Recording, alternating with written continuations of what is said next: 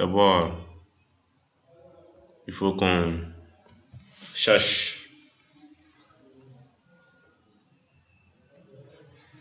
qu'est-ce qu'une application injective. Qu'est-ce qu'une application surjective avant de pouvoir les utiliser sur la théorie et donc des démonstrations. D'accord? Voilà. On commence ici par l'injectivité.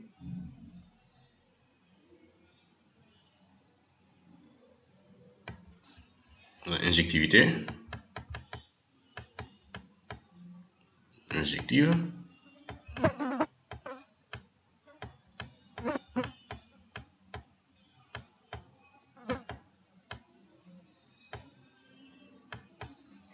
D'accord? Bon. Il faut qu'on définisse d'abord ce qu'on appelle l'application injective. Alors, on dit que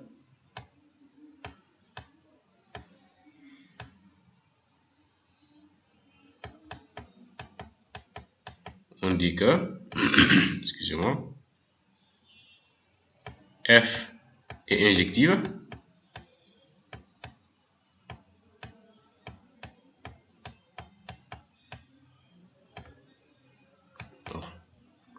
si et seulement si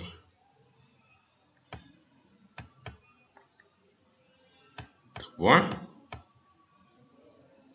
quel que soit x, y appartenant à E carré, où E carré c'est le domaine de définition de l'application, E carré, ça signifie que x appartient à E, y appartient à E, tel que mes deux points, f de x égale à f de y, x égale à f de y. D'accord? On est alors, quelle est la conséquence qu'on peut en tirer pour que l'application soit injective?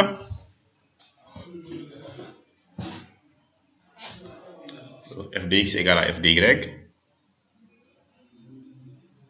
implique, comme nous sommes en algèbre, très bien, très bien, implique, d'accord, que x égale à y. Une telle application qui vérifie cette condition-là, on dit que l'application est injective. Si quel que soit x, y appartenant à E carré, tel que si on fait f de x, on trouve que c'est égal à f de y, dans ce cas-là, on dit que la fonction f est injective. Voilà. Voici la définition de l'injectivité.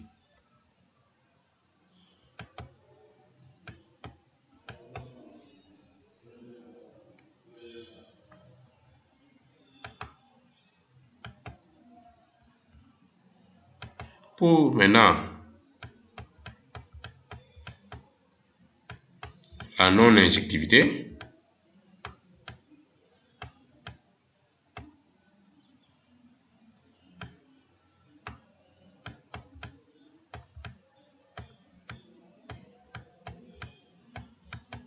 non-injective,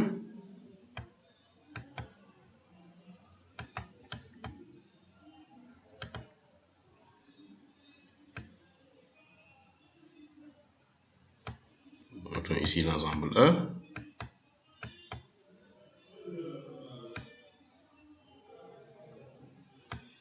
ici l'ensemble F,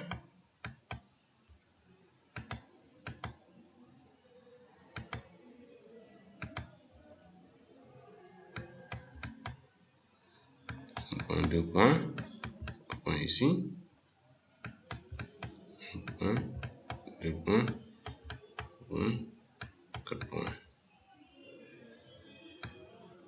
Là, voici son image.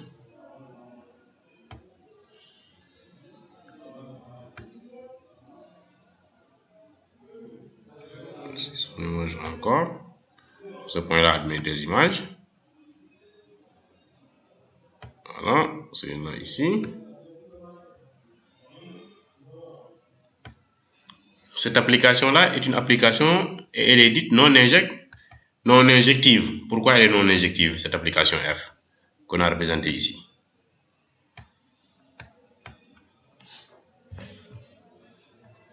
Pourquoi cette application F est non injective?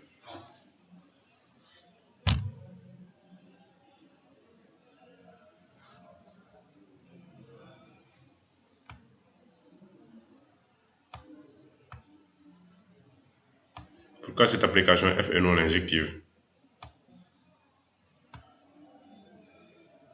Parce qu'on constate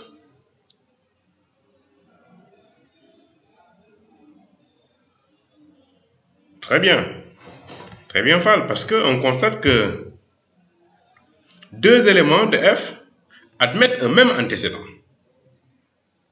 D'accord? Deux éléments de F admettent un même antécédent. Donc ça signifie ici que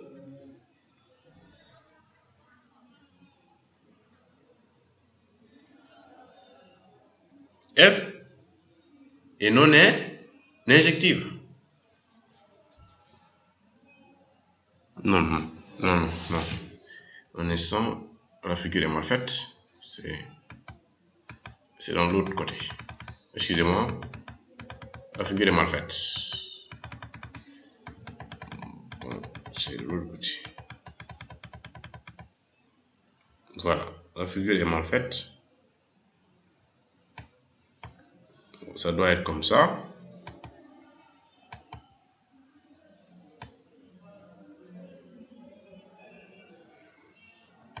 Ok. Donc, comme ça.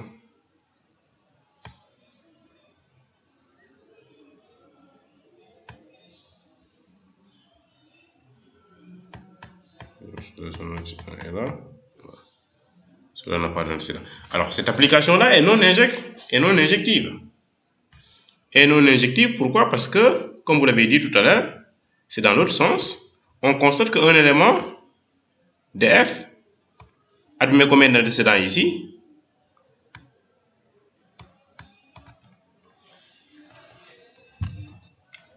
Admet deux antécédents. Voilà, antécédent c'est comme ça. Alors celui-là admet deux antécédents qui sont différentes. Au même point, deux antécédents différentes. Donc ça signifie que la fonction F, elle n'est pas injective. L'application n'est pas injective. Voilà, c'est ça le véritable dessin. Pour signifier que nous avons une application non injective. Voilà. Ensuite, maintenant pour la surjectivité.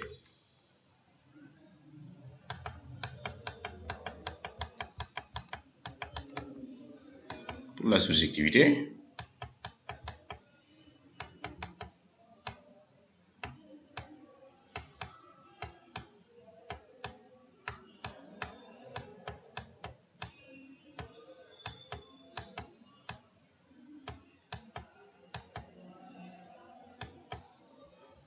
Alors, F est dit surjective. F est une application qui est surjective.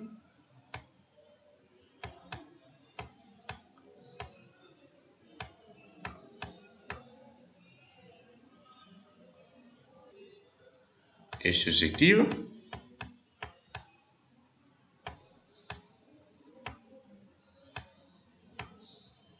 Bon, l'écritoire rate un peu, c'est parce que je suis un peu en train d'enregistrer, c'est un peu lourd, mais ça va se régulariser d'ici 10 minutes. Donc F est surjective si et seulement si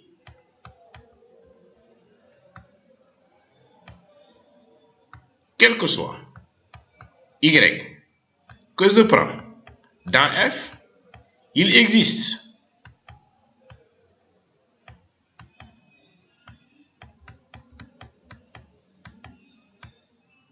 au moins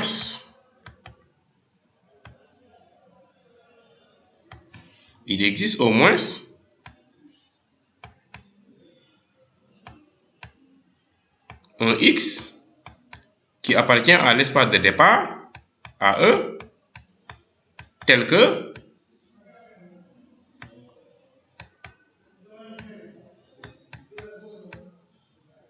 on est quoi? Tel que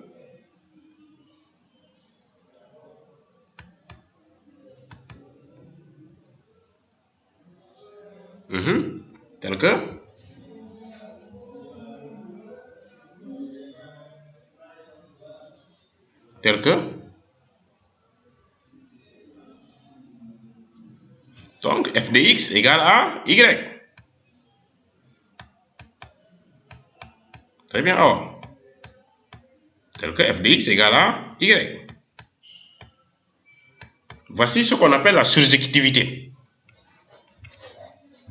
Voici la définition d'une application surjective. Au moins un x qui appartient à f, à E, du moins. Ici c'est E, tel que f de x égale à y.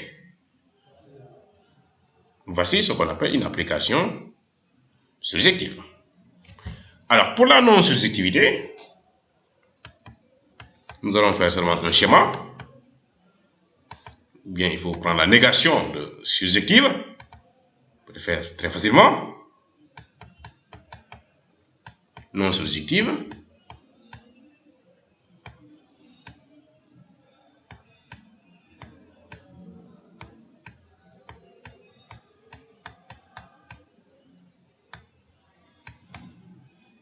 Alors, la non-surjectivité, même il n'est pas compliqué aussi. Alors, nous allons faire la même manière que l'injectivité. Donc, on va essayer de le représenter par un schéma. Prenons une petite application E. Ici, l'ensemble E, l'ensemble de départ, le domaine de définition de la fonction. Ici, c'est le domaine d'arrivée grand F. Prenons un élément ici, un élément là, et un élément ici. Là, prenons un élément ici.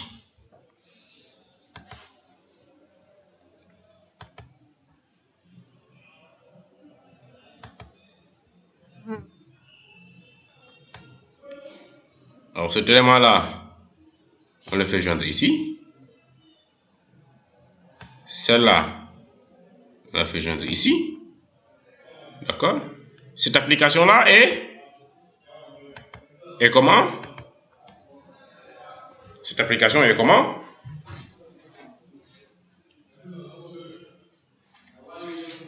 Et non surjective. Pourquoi elle est non surjective? Regardez bien, pourquoi elle est non surjective?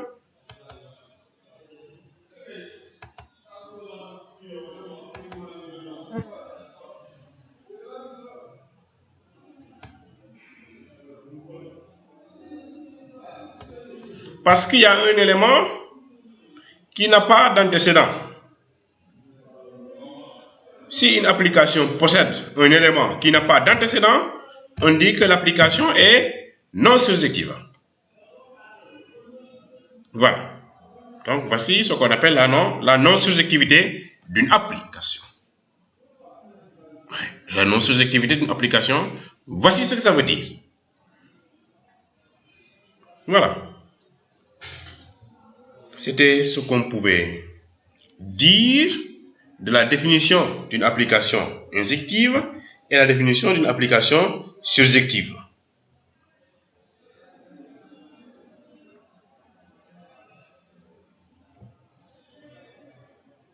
Très bien. Maintenant, essayons d'utiliser ces définitions-là, donc avec ce qu'on faisait la dernière fois dans les travaux dirigés. Donc, on va essayer de cumuler application et ensemble. D'accord? Application surjective et ensemble. Application injective et ensemble. Le premier exemple du cours d'aujourd'hui. Donc, nous allons essayer de démontrer il y a une partie que j'ai déjà donné un exercice d'application et que les gens comme Awakan et Papafal ont superbement bien trouvé, puisque c'est eux seulement qui viennent en TD régulièrement. Donc, ils ont trouvé tout ça. Très bien. Bonne continuation. Alors, exemple 1.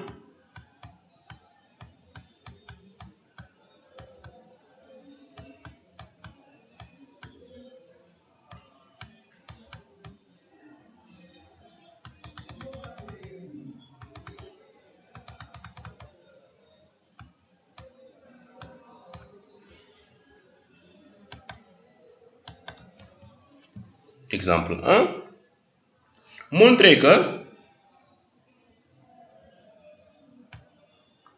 Montrons que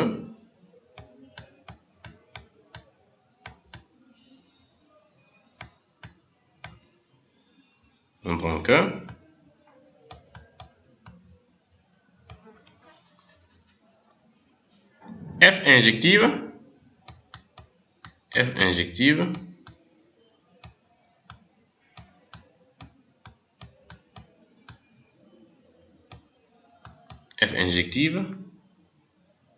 si et seulement si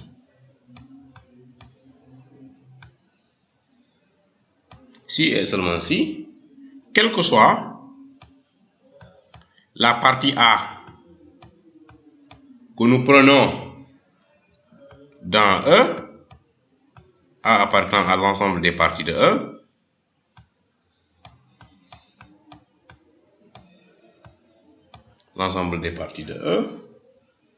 A, au lieu que ce soit inclus comme on l'a fait la dernière fois, mais on affirme qu'elle est égale à F moins 1 de F de A.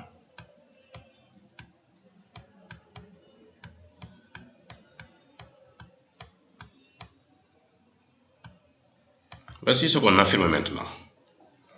Maintenant, on veut utiliser seulement l'injectivité de la fonction. Mais on affirme ça maintenant. Voici ce qu'on dit. D'accord? Donc, pour démontrer une implication à double sens, qu'est-ce qu'on doit faire? Pour démontrer une implication à double sens, donc P est équivalent à Q, revient à supposer P à montrer Q. Ensuite, supposer Q et montrer P. Donc, c'est ça qu'on va essayer de faire. Donc, supposons, donc pour la première hypothèse, on va supposer quoi? Pour la première implication, donc supposons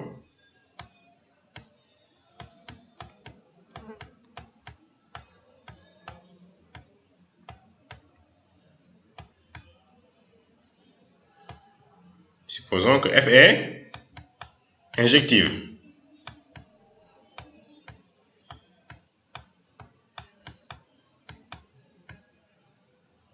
Et montrons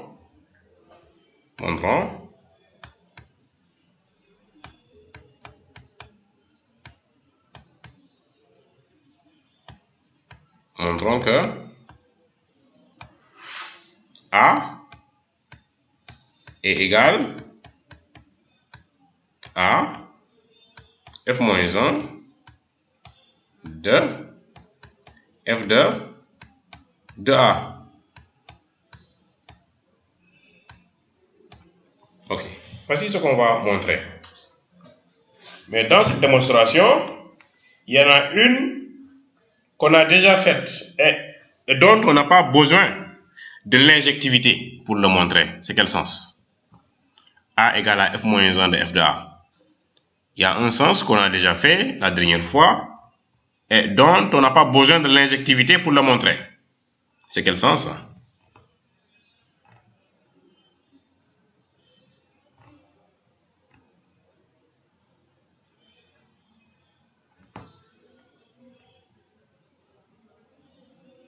Ok, quel est le sens dont on n'a pas besoin de l'injectivité pour le démontrer?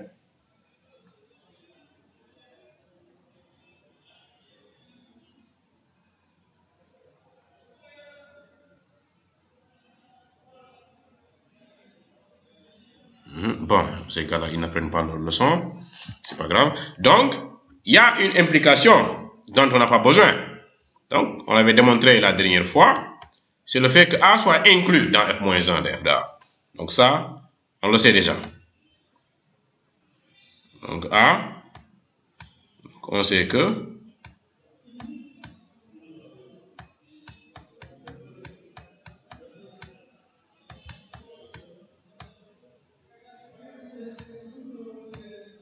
A est inclus dans f-1 de f de A. Ça, on le sait. Donc, pour la démonstration, il faut voir le TD qu'on avait fait la dernière fois. D'accord? On l'avait fait la dernière fois. Donc, on avait donné on l'avait traité en salle de TD. D'accord? Il faut voir le cours. D'accord? Et une manière de le démontrer. Maintenant, aujourd'hui, pour ne pas perdre de temps, on va démontrer l'autre sens. Donc, montrons. Donc, pour avoir l'égalité, on doit montrer que. On doit montrer quoi? Que f-1 de f de A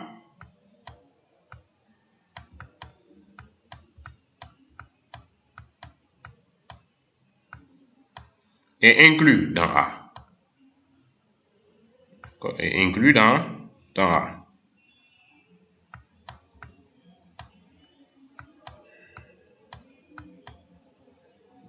C'est ce qu'on doit montrer. Parce que c'est celle-là seulement qui nous reste. L'autre, on l'avait démontré au niveau du premier TD. Alors, on va mettre ici 1. Ça, c'est 1. Ça, c'est déjà fait. Voilà. A est inclus dans f-1 de f de A. Maintenant, il reste à montrer que f-1 de f de A est inclus dans A.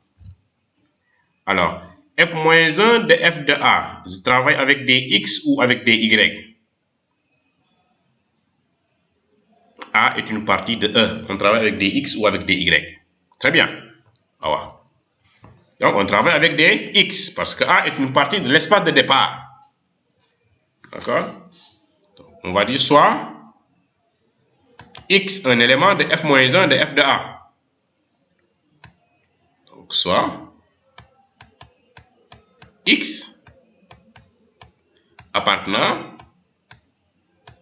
à f-1 de f de A.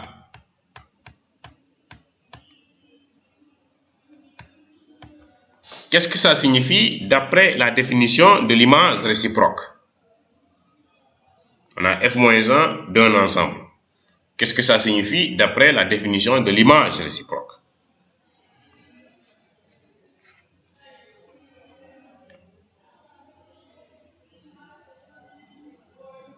Non. Qu'est-ce que ça signifie d'après la définition de l'image réciproque?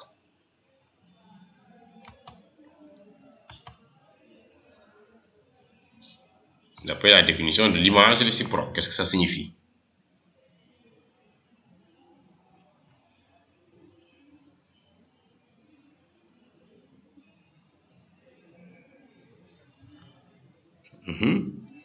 Qu'est-ce que ça signifie d'après la définition de l'image réciproque? Donc, on a ici un ensemble qui est là. Donc, on a f-1 d'un ensemble. Donc, si x appartient à f-1 d'un ensemble, alors f de x appartient. Il faut appliquer la définition telle qu'elle est donnée dans le cours et telle que je l'ai donnée en TD. Toute autre définition, donc, vous faites tout ce que vous voulez. D'accord? Mais on doit me renvoyer automatiquement ce que j'ai donné dans le cours. Donc, f de x, on avait dit que f de x doit appartenir à f de A. Ce qui est à l'intérieur de l'ensemble.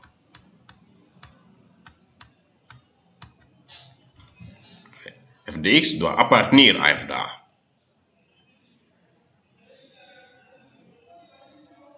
Donc la définition telle qu'elle est donnée, c'est ça que ça donne. On va dire que si x appartient à f-1 de B, alors f de x appartient à B. Ici, le B, c'est f de A. X appartient à f-1 de n'importe quoi, donc le f de x appartient à ce n'importe quoi. Voilà. Voici la définition de l'image réciproque. Alors, on a f de x appartient à A. D'après la définition de l'image directe maintenant, qu'est-ce que ça signifie? Appliquez-moi exactement la définition qu'on a donnée dans le cours et que j'ai donné dans le CD. F de x appartient à f de A. Donc, ici, on a l'image directe qui est là.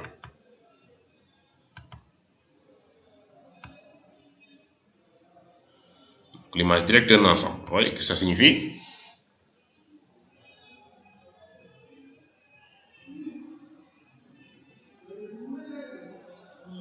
Non. Il existe. Ce qu'on a dit, c'est il existe. Il existe. D'accord? Il faut appliquer. Il faut apprendre votre cours. Bon, ce groupe-là, vraiment, ils n'apprennent pas quand même. D'accord? Il y a que certains qui se débrouillent, mais beaucoup n'apprennent pas. Hein? Donc, il existe un x'.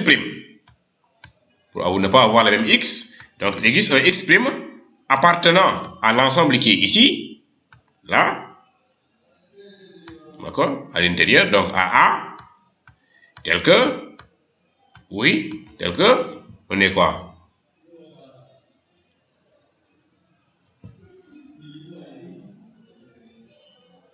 Tel que,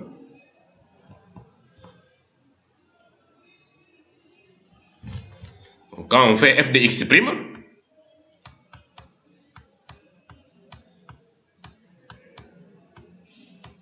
ça doit être égal à la valeur de y ici. La valeur de y ici, c'est f de x.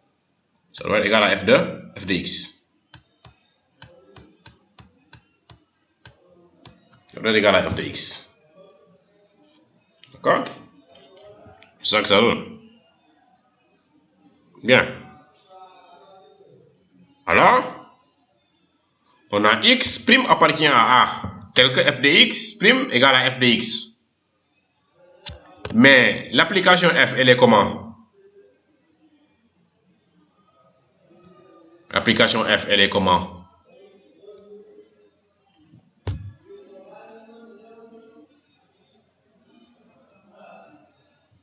Elle est injective. Donc, si l'application f est injective, que peut-on dire de x et de x'?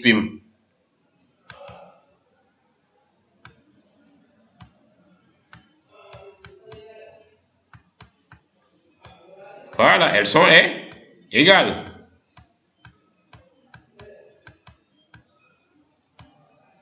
Donc, or f est injective. Donc,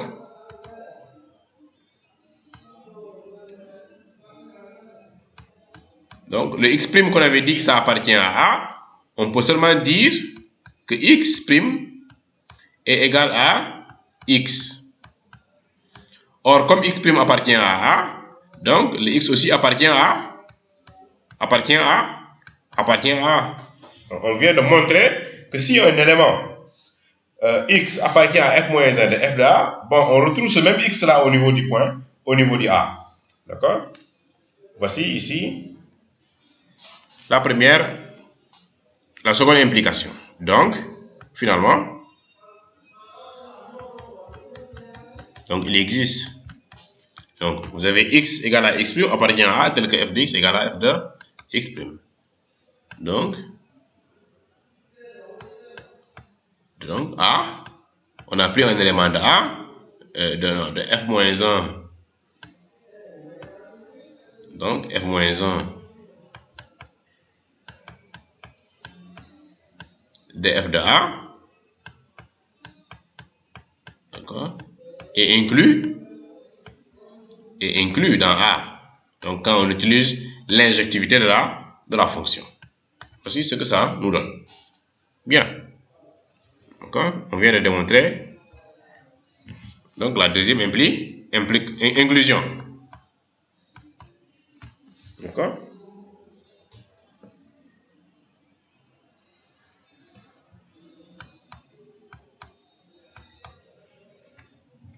Donc il existe x' appartenant à A, tel que f de x' égale à f de x. Or, l'injectivité de la fonction fait qu'on confond x et x'. Mais comme x' appartient à A, donc mais le x c'est égal au x', donc on dira qu'enfin, le x qu'on avait pris au départ appartient bien à A. Donc ce qui fait la seconde inclusion. Donc ça, on va noter ça 2.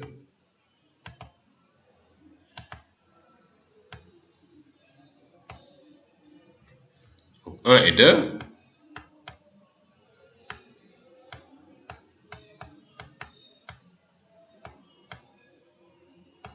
Donne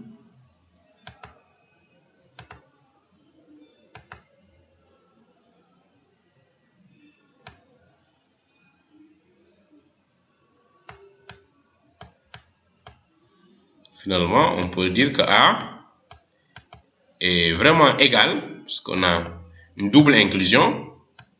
On avait fait ça la dernière fois. Comment on montre l'égalité ensembliste? Donc, on montre la double inclusion.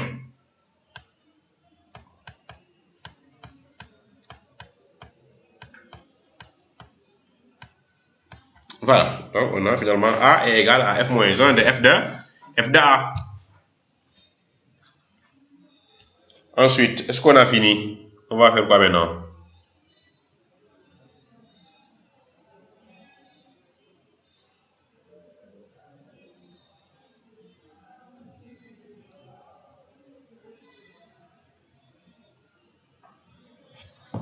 Donc, comme c'est un si et seulement si, une implication à double sens, maintenant on va supposer.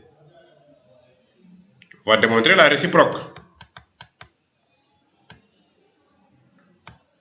Comment? Donc on dit supposons.